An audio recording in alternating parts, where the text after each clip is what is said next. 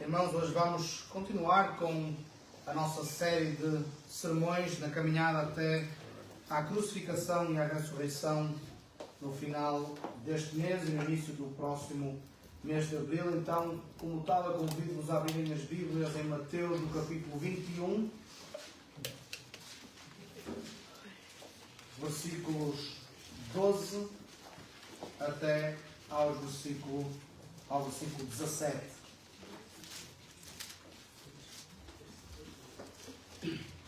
Mateus 21, versículos 12 até ao versículo 17.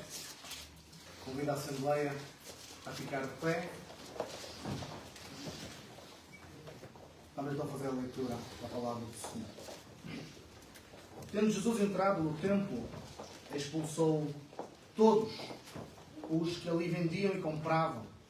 Também derribou as mesas dos cambistas e as cadeiras dos que vendiam pombas. E disse-lhes: está escrito, minha casa será chamada casa de oração. Vós, porém, a transformais em covil de salteadores.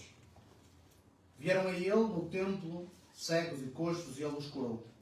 Mas vendo os principais sacerdotes e os escribas as maravilhas que Jesus fazia e os meninos clamando Hosana ao filho de Davi, indignaram-se e perguntaram: ouves os que estes estão dizendo?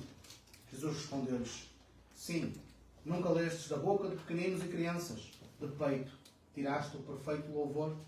E deixando-os, saiu da cidade para Betânia, onde pernoitou. Amém. Vamos orar.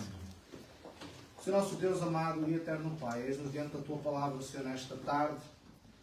Pedimos, ó Deus, para que, através da Tua graça, através do auxílio do Teu Santo Espírito, nós possamos olhar e entender aquilo que Tu nos vais falar nesta tarde. Aplica, Senhor, a Tua palavra às nossas vidas. Usa-nos, Senhor, como instrumento nas Tuas mãos para partilhar e expor a Tua palavra tal como ela é, sem acrescentar ou retirar nada às Sagradas Escrituras. Ó Deus, abençoa a Tua igreja, em nome de Jesus. Amém. Vamos sentar.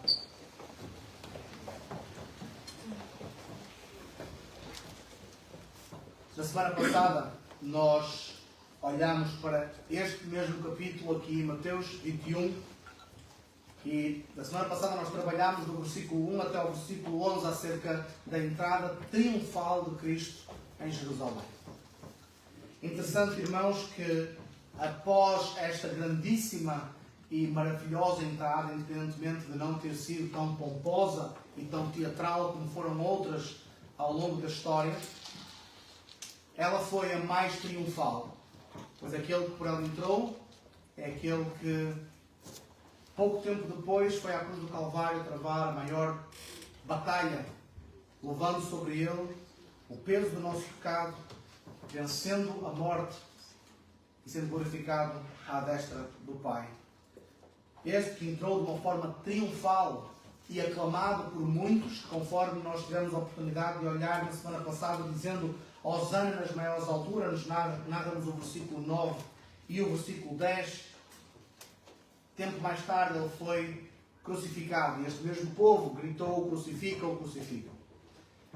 Irmãos, quando alguém entra, e neste caso entrando de uma forma triunfal, porque sabemos o significado desta sua entrada, nós poderíamos olhar e dizer: Cristo provavelmente entrando para vencer, e segundo a mente de muitos daqueles que ainda ali tinham permitido que Jesus entrasse, passando por ramos de árvores e de vestes, poderíamos dizer que talvez Jesus fosse primeiramente ao palácio lá do Imperador Romano, ou fosse rapidamente até ao governo central, talvez até a um quartel general de soldados, para poder estabelecer a sua primazia e dizer que eu estou aqui para reinar e para mandar.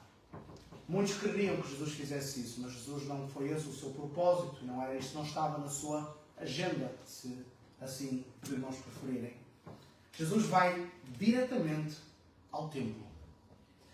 O versículo 12 nos narra um dos momentos mais marcantes e talvez mais mal compreendidos da vida de Jesus.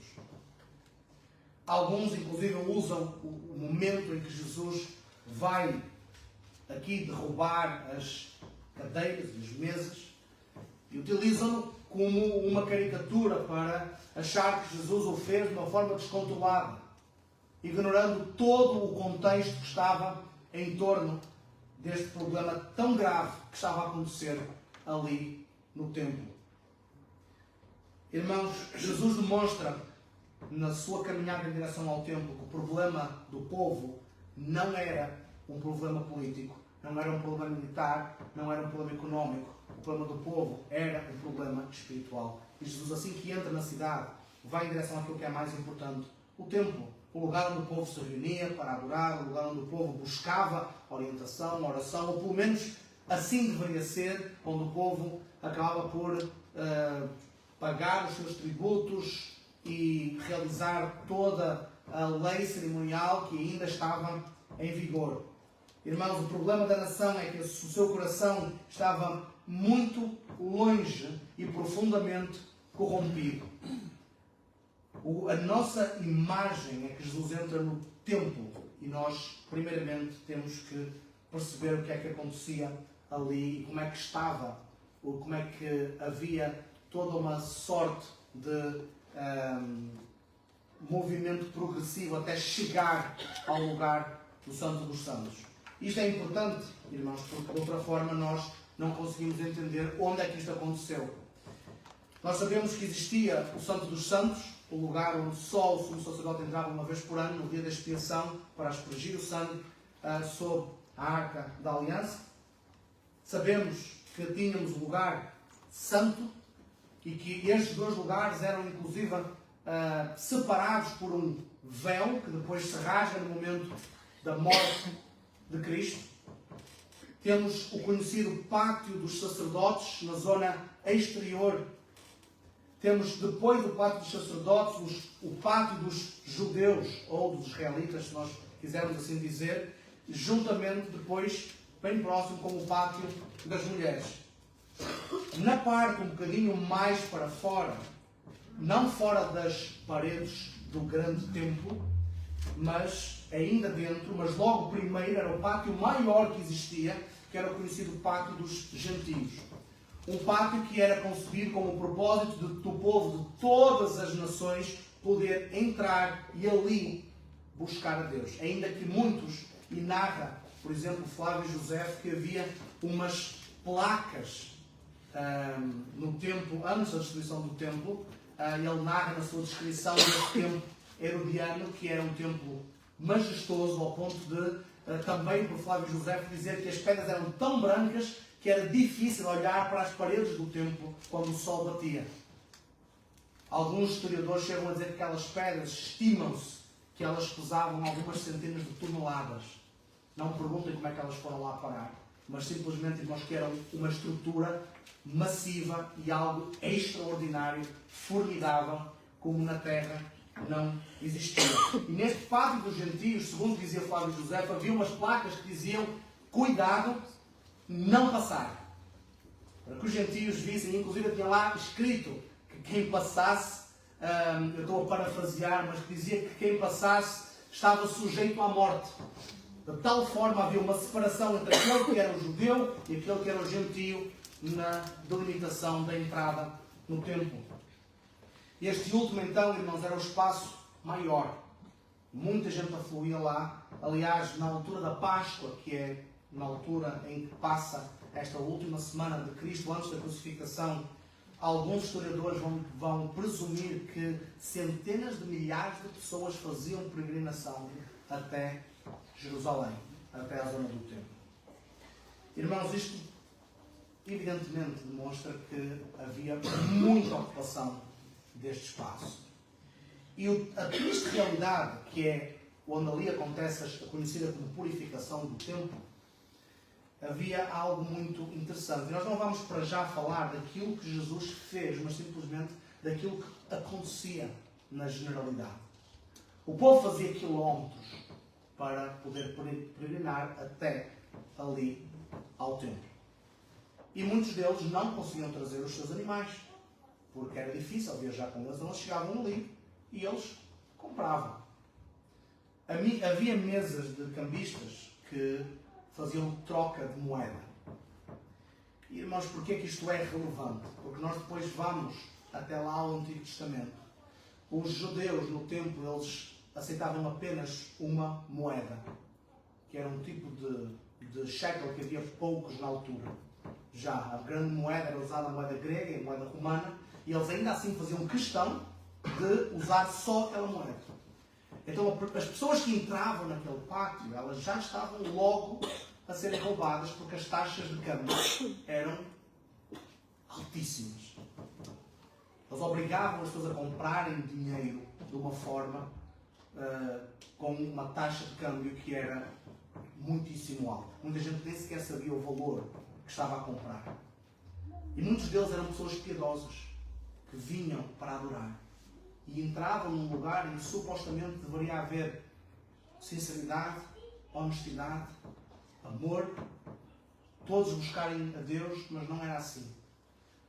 O que, irmãos, não é muito diferente dos dias de hoje, na grande religiosidade que se vê por este mundo inteiro. E não só havia isto, mas havia também, segundo os historiadores, uma própria ação inspectiva para os animais e as pombas que eram oferecidas. Os irmãos estão a perceber a profundidade da corrupção que havia naquele sistema religioso. Quando nós às vezes olhamos para Jesus a chamar aos fariseus raça de víboras e sepulcros caiados de branco, nós podemos achar que Jesus está a exagerar um pouco. Irmãos, simplesmente não há palavras mais fortes para descrever tamanha corrupção. Havia estes inspectores que as pessoas pagavam para eles irem inspecionar os animais que podiam ser oferecidos. E muitos chegavam lá e inspecionavam as pombas e diziam: esta pomba não está boa para ser oferecida. Mas olha, aqui no pátio temos quem venda também. Um sistema de comércio em que a pessoa mal entrava, estava a ser roubada porque tinha que comprar moeda. Depois tinha que pagar para verificar se o animal estava em ordem de ser entregue e oferecido no templo, ou ser dado para sacrifício. E como o animal nem sequer era inventado qualquer tipo de defeito, porque foi comprado no sítio errado, porque foi criado de uma forma que não era correta. Então o povo obrigava as pessoas, muitas delas com pouco dinheiro que tinham, a comprar os animais e as pombas ali, a preços exorbitantes. Irmãos, não é de estranhar que Jesus se tenha irado de uma forma muito profunda. Antes de ir para a sua ação em si, eu gostava de meditar sobre o versículo 13, porque Jesus, ele próprio disse: está escrito. Irmãos, quando Jesus fala está escrito, nós devemos olhar para o Antigo Testamento e ir lá ver o que é que está escrito mesmo. Porque Jesus não diz nada por acaso, e quando ele cita alguma passagem é porque ele nos quer ensinar. A minha casa será chamada casa de oração. E eu imagino Jesus a não dizer isto de uma forma muito amigável, mas a dizer isto com ímpeto, com uma voz firme. A minha casa será chamada casa de oração. Vós, porém, a transformais em covil de salteadores. Irmãos, vamos ao Antigo Testamento, lá em Isaías capítulo 56. E os irmãos que quiserem podem já abrir em Jeremias no capítulo 7. Nós temos dois momentos. Isaías 56, a primeira parte do versículo: a minha casa será chamada casa de oração. E a segunda parte do versículo: vós, porém, a transformais em covil de salteadores. Isaías capítulo 56, do versículo 7. E nós depois vamos até Jeremias capítulo 7, que vai ser o capítulo principal para nós entendermos a profundidade. Isaías, lá no capítulo 56, no versículo 7, o Senhor fala da seguinte forma, começando no versículo 6: aos estrangeiros que se chegam ao Senhor para o servirem e para amarem o nome do Senhor, sendo deste modo servos seus, sim, todos os que guardam o sábado, não o profanando, e abraçam a minha aliança. Também os levarei ao meu santo monte e os alegrarei na minha casa de oração. Os seus holocaustos e os seus sacrifícios serão aceitos no meu altar, porque a minha casa será chamada casa de oração para todos os povos. Assim diz o Senhor Deus, que congrega os dispersos de Israel. Ainda congregarei outros, aos que já se acham reunidos. Irmãos, um texto que fala do profundo amor de Deus pelos gentios, que o Senhor vai receber a sua adoração, receber os seus sacrifícios, receber as suas orações. O Senhor vai criar um lugar para o qual o povo das outras nações possa ir e adorar ao Deus verdadeiro, e deve ser amado e respeitado. E o que acontece é que ele era roubado pelo povo que o recebia. O povo que supostamente devia ter uma mais alta estima pela graça e pelo cuidado da nova aliança, pela presença de Deus, deveria abençoar aqueles que se aproximavam. E não. Eles eram exatamente usados. Irmãos, a tristeza é profunda. Imaginem Jesus, sendo ele infinitamente justo, aquilo que lhe veio ao coração. O capítulo 7 de Jeremias talvez seja um pouco mais ilustrativo daquilo que se passa. Jeremias, capítulo 7. Nós vamos ler o texto, o capítulo desde o versículo 1, embora a citação específica esteja lá no versículo 11. Os irmãos podem sublinhar, em que fala de covil de salteadores. Ainda assim, vamos ler o que é que se passava aqui em Jeremias, capítulo 7. Palavra da parte do Senhor foi dita a Jeremias. Põe-te à porta da casa do Senhor e proclama ali esta palavra. E dizes: ouvi a palavra do Senhor, todos de Judá, vós os que entrais por estas portas, para adorardes ao Senhor. Assim diz o Senhor dos Exércitos, o Deus de Israel: emendai os vossos caminhos e as vossas obras, e eu vos farei habitar neste lugar. Não confieis em palavras falsas, dizendo: templo do Senhor, templo do Senhor, templo do Senhor é este.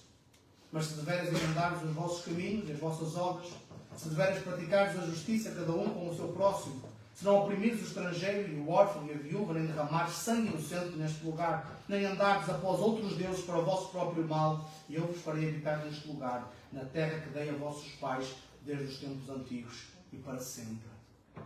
Eis que vós confiais em palavras falsas, que para nada vos aproveitam. Que é isso?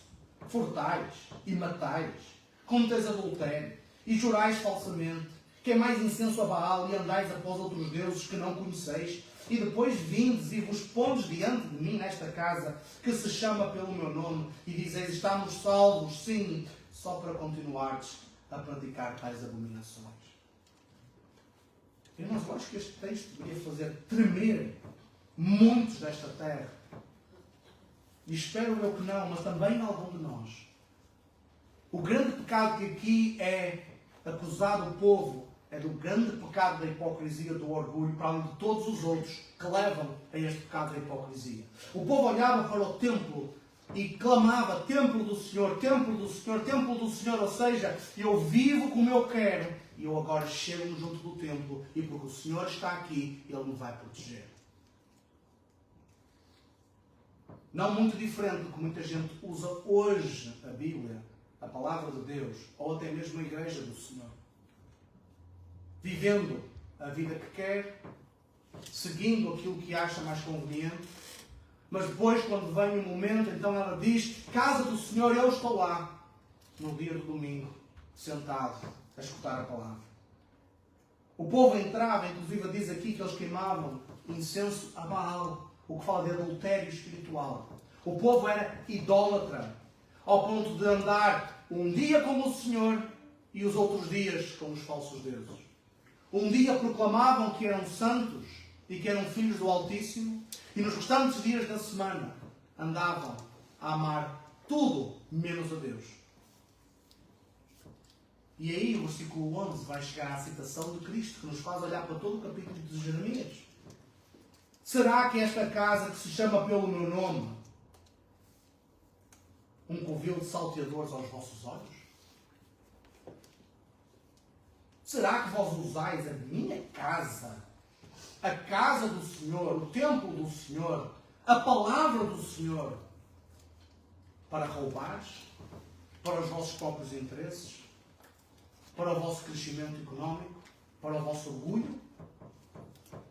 Eis que eu mesmo vi isto, diz o Senhor, final do versículo 11. Quando Jesus fala-nos estas palavras, qualquer um daqueles que eram sacerdotes, escribas, fariseus, deviam imediatamente lembrar-se do texto de Jeremias 7. Nós somos hipócritas. Nós somos mentirosos. Nós estamos aqui, mas não amamos verdadeiramente. Nós temos uma grande religião à nossa volta, mas não temos um pouco de amor, nem temos um pouco de misericórdia, nem temos um pouco de conversão. Somos muito religiosos, mas nada convertidos. Somos muito obedientes da forma externa, mas no nosso coração não amamos a Deus. De alguma forma o povo conseguiu esconder-se por trás da hipocrisia, por trás das capas, que, irmãos, segundo a Escritura, só duram um tempo. E ainda que o homem, por muito astuto, por muito sábio que seja, ele vai conseguir esconder durante muito tempo. Mas um dia, quando estiver na presença do Senhor, diz o salmista que a minha vida diante de ti é como um livro aberto. Nada poderá ser escondido. E aí nada poderá ser colocado como desculpa. Porque o Senhor diz no versículo 11, eu vi. E não é somente que o Senhor vê, mas o Senhor sabe e sonda os corações. O povo que estava dentro da porta do Senhor e dizia, estamos protegidos porque Deus é o nosso Deus e Ele prometeu abençoar este tempo daqueles que estivessem nele. Eles não entendem as realidades espirituais. Da mesma forma, de nada importa eu estar no hall de membros se eu não for igreja. De nada importa eu aparentar piedade se no íntimo eu nunca fui convertido. Não importa eu seguir uma religião que ensina e promete muita coisa se eu não me render a Cristo. Irmãos, indo agora novamente para o Novo Testamento, para Mateus capítulo 21, vendo as palavras de Jesus, talvez nós podemos entender a profundidade da ofensa que estava aqui a ser feita. Este espaço deveria ser um espaço de silêncio, um espaço de busca espiritual, um espaço de oração, um espaço em que as nações se sentiam seguras ao chegar e ao entrar e poderem oferecer. Ainda assim ali havia tudo. Vendedores de cordeiros, vendedores de pombas, pessoas que trocavam moedas. Imaginem, irmãos, Jesus a entrar daquela porta e começar a ouvir todo aquele barulho e toda aquela balbúrdia, toda aquela desorganização num lugar que devia ser espiritual e se tornou num lugar de comércio, de venda e de roubo. Irmãos, Jesus, então, narra-nos o versículo 12, que ele, e que eu gostava de entrar na definição que Jesus de facto se comporta como aquele que é o Rei, aquele que é o verdadeiro templo de Deus, o verdadeiro Deus encarnado. E que ainda assim, olhando e vendo o que o povo fazia dentro da casa de oração, ele demonstrou todo este respeito. Jesus expulsou os que ali vendiam, diz o versículo 12, e compravam. Derrubou mesas dos cambistas e as cadeiras dos que vendiam as pombas. Irmãos, Jesus expulsou os vendedores, derruba as mesas e vira as cadeiras. Jesus nunca pecou. Isso é claríssimo segundo a Escritura.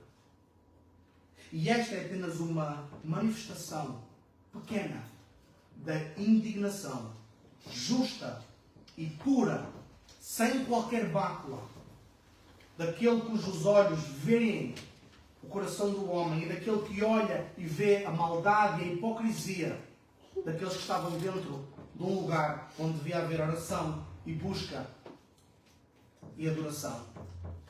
Jesus demonstra um zelo pela palavra de Deus. Hoje, irmãos, eu posso dizer, falta muito zelo pela palavra de Deus.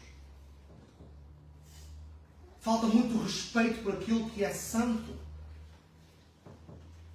Por aquele que é o santo dos santos. Por aquele que merece toda a honra e toda a glória. Jesus não perdeu o controlo. Jesus agiu conforme ele queria, demonstrando ira e indignação que era justa diante de tanto pecado e tanta hipocrisia. Estas citações do Antigo Testamento, irmãos, fariam qualquer um tremer. E é interessante que Jesus, nós vemos aqui, o versículo 14, continua a narrar que ainda que Jesus tivesse feito tudo isto, tivesse expulsado ali aqueles comerciantes, vieram cegos e coxos e Jesus curou. Um quadro incrível. Jesus, na sua bondade, cura os cegos e os coxos e ainda assim estabelece a sua justiça e a sua santidade e o seu zelo. É possível nós amarmos e termos zelo. Muita gente hoje tenta separar completamente as duas coisas. Eu, para amar tudo, eu não posso dizer que nada está errado.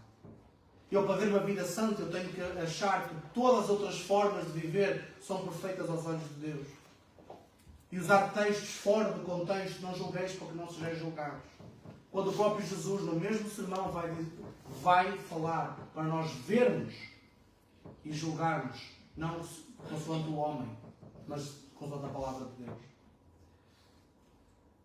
Irmãos, é possível nós sermos zelosos, cuidadosos. É possível nós sermos amorosos diante daqueles que buscam e ainda assim termos um zelo e um cuidado no nosso coração, na nossa alma para as coisas de Deus. O versículo 15 demonstra o verdadeiro coração daqueles que estavam na liderança. Muito provavelmente, irmãos, e isto é algo claríssimo, eles estariam bem coordenados com os inspectores, com aqueles que vendiam, porque todos dali ganhavam com o comércio destes que eram os mais pobres. Nós hoje vemos isso, não mudou. O negócio feito com a espiritualidade e com a esperança vazia continuou até os dias de hoje. Nós hoje vemos por muitas nações o conhecido Evangelho da Prosperidade, que até chamar Evangelho é errado, porque é tudo menos Evangelho. E ainda assim as pessoas continuam a ser enganadas, porque buscam não paz com Deus, mas buscam algo material e então são enganadas pelos próprios desejos dos seus corações. Buscam em falsas religiões o Cristo verdadeiro. Buscam bênção material sem nunca terem achado perdão dos pecados. O versículo 15 diz que os principais sacerdotes ficaram tão incomodados. Reparem o que diz o texto. Viram os sacerdotes e os escribas as maravilhas que Jesus fazia e os meninos que clamavam Hosana ao filho de Davi. Indignaram-se e perguntaram: ouves o que estão dizendo? Respondeu-lhes Jesus: sim, nunca lestes da boca dos pequeninos e crianças de peito tirastes o perfeito louvor. Irmãos, dentro da ideia geral deste texto da purificação de um lugar, do templo, Amós, no capítulo 5, no versículo 21 e 23, o Senhor diz o seguinte: aborreço as vossas festas e afasta de mim o barulho dos teus cânticos. Em toda a Escritura, o pior não é a falta de religião, mas sim a religião hipócrita. Não é a descrença ou a incredulidade, mas essa incredulidade disfarçada de uma aparência de piedade. Deus rejeita a adoração hipócrita. E nós vemos a reação de Jesus diante daquilo que era uma completa profanação daquilo que era um lugar de adoração. Irmãos, em termos de aplicação, nós não podemos deixar de ter aplicação. Agora, nós temos uma diferente definição de templo. Ainda que nós possamos identificar casa de oração, casa do Senhor, e que devemos zelar, devemos reverenciar, devemos amar, devemos lutar por aquilo que é santo, que é justo, e que nos devemos irar diante da indignação e da hipocrisia que muitas vezes nós vemos. E com amor podemos estar sempre sob controle, seguindo o exemplo de Cristo. Mas, no Novo Testamento, o templo não é mais um edifício. Nós somos o templo do Espírito Santo. Também a Carta aos Coríntios, capítulo 6, versículo 19, o vosso corpo é templo do Espírito Santo. Pedro, na sua primeira carta, no capítulo 2, no versículo 5, vai dizer que vós mesmos sois pedras vivas. Se nós olharmos então para dentro de nós, e com base naquilo que Jesus disse à mulher samaritana, que os verdadeiros adoradores adorarão em espírito e em verdade, e sabendo então que o culto, que a adoração envolve reverência, envolve verdade, envolve arrependimento, envolve sinceridade diante de Deus e quebrantamento do espírito, nós podemos olhar para dentro de nós e perguntar que partes da minha vida, que partes do meu tempo é que eu posso ou que eu tenho que limpar. Há muita sujidade, irmãos, que pode estar escondida diante daqueles que nos são próximos. Há muita sujidade, há muita hipocrisia que pode estar escondida daqueles que nos veem. Ainda assim, nós podemos perceber, mediante a palavra do Senhor, que o nosso Deus não fica maravilhado com aparências. O templo, conforme eu disse, era uma estrutura formidável. Uma estrutura que era invejada por muitos povos, porque ninguém tinha um templo tão majestoso como aquele. Ninguém tinha um sistema tão organizado, tão perfeito como tinha o povo de Israel. Quando eu digo perfeito é no sentido da visão do homem. Ainda assim, Deus não se deixa enganar por estas grandes estruturas. Cristo confrontou esta corrupção, esta hipocrisia, esta religião vazia. E hoje Ele continua a fazer exatamente o mesmo. E nós, como defensores do Evangelho, também devemos continuar a aplicar essas verdades aos nossos e aos corações daqueles que buscam ao Senhor. Irmãos, a aplicação mais prática para nós é que Cristo hoje ainda purifica o seu templo. E se o Espírito Santo habita dentro de nós, e essa é uma certeza para todos aqueles que creem, nós sabemos que no processo de santificação, esse templo vai ter que ser purificado, vai ter que ser limpo. Os pecados que são escondidos talvez tenham que ser expostos e tenham que ser quebrados.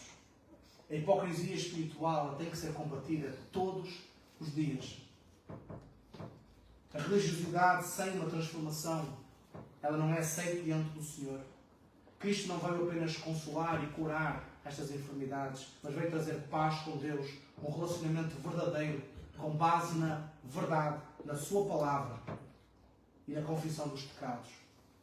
O Senhor purifica o templo, purificou, deu um cheirinho, uma expressão que nós todos conhecemos, daquilo que será a manifestação da ira de Deus no fim dos tempos para com todo aquele que não crê, com todo aquele que é hipócrita, com todo aquele que é religioso, com todo aquele que rejeita o verdadeiro Evangelho.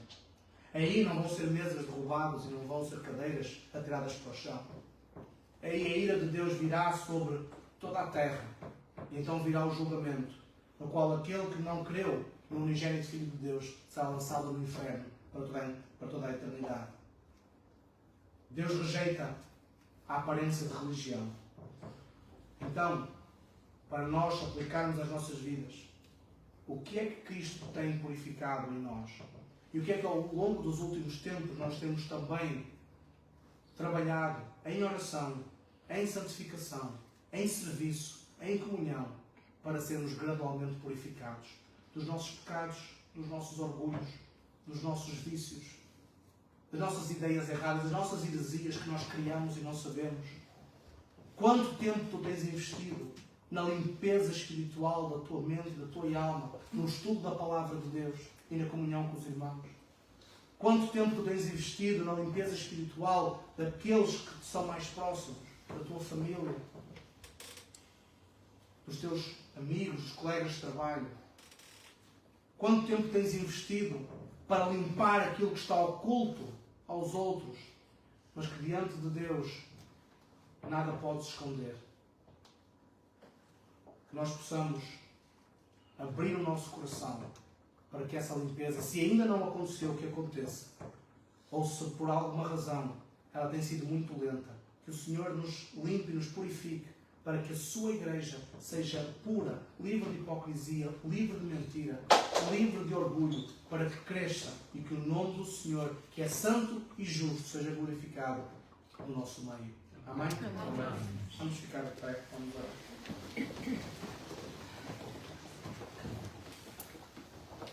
Senhor nosso Deus, amado e eterno Pai, obrigado pela Tua palavra. Ó Deus, quebranta os nossos corações para que ao receber a Tua palavra nós possamos ter a vontade vinda de Ti e a praticar. Ajuda cada um de nós, Senhor, nas nossas lutas individuais. Tu conheces todas elas, para que a Tua Igreja cresça rumo à perfeição, para a glória do nome de Jesus. Nós oramos nesse nome que é sobre todo o nome, dizendo amém. Amém.